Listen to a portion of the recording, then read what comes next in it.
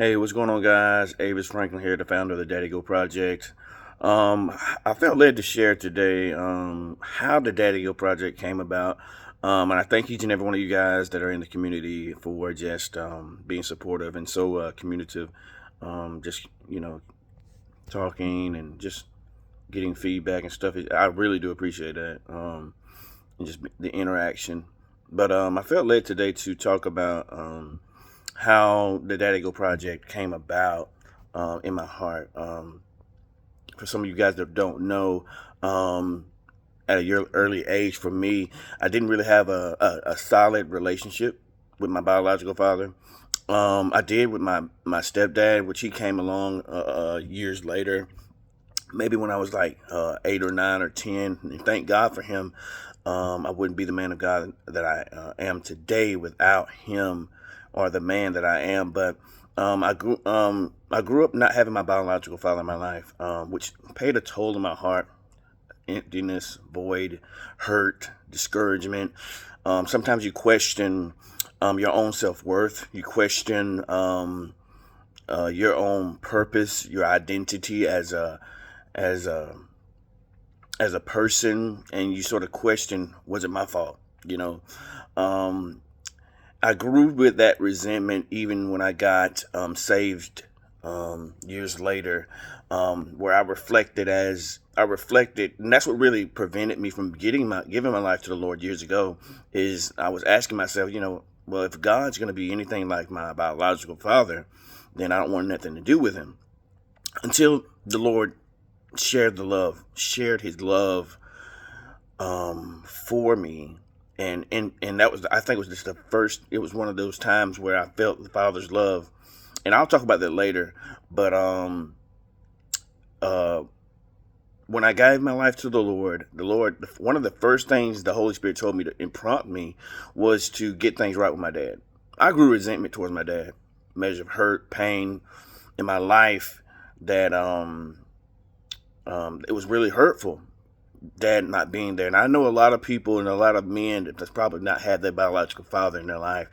And if you guys, if you have a just, hard thumbs up or whatever, if you're feeling what I'm feeling, because I know a lot of men, they walk around with hurt and childhood hurt and have not healed from it.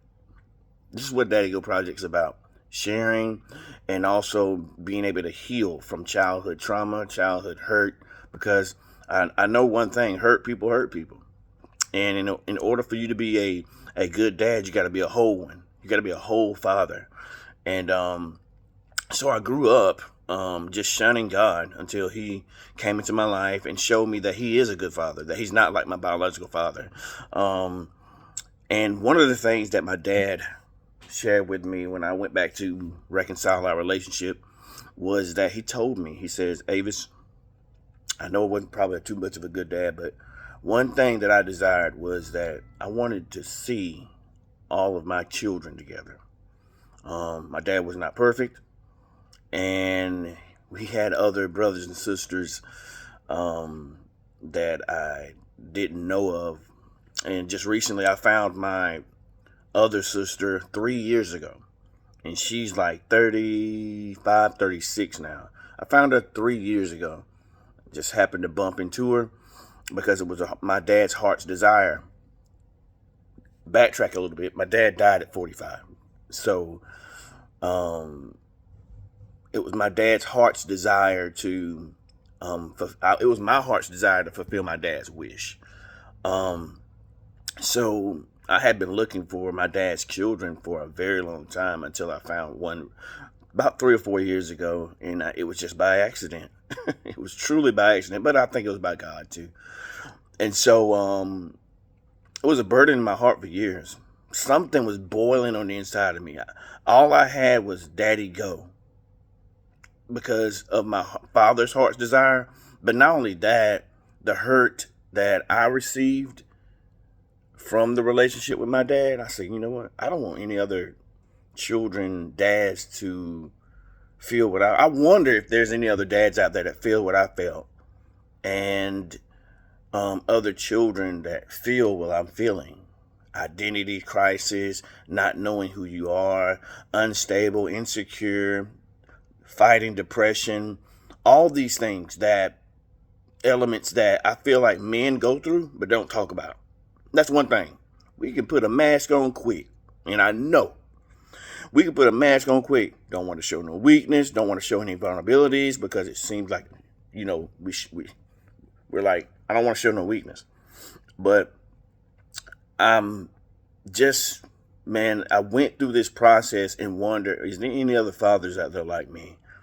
And it was just burst. I had the title, I had the vision in my mind for the Daddy Go Project, but it wasn't till, and if y'all seen the book in the community, it wasn't till I sat down with the Lord and the Lord told me, he says, write it down. Write it down and make it plain. And it was on that day, I think it was 12/25/2024. The Lord told me, he said, sit down, write it down. I wrote it down. I wrote an in-depth vision and plan. And even on the date of the men's conference, the Lord told me, says, June 14th, the day before Father's Day. Come on now. And so all these things are coming to fruition right now, of my heart's desire, because I want men and fathers to be verily equipped to be the fathers that they never had. You know what I'm saying? Did y'all hear that?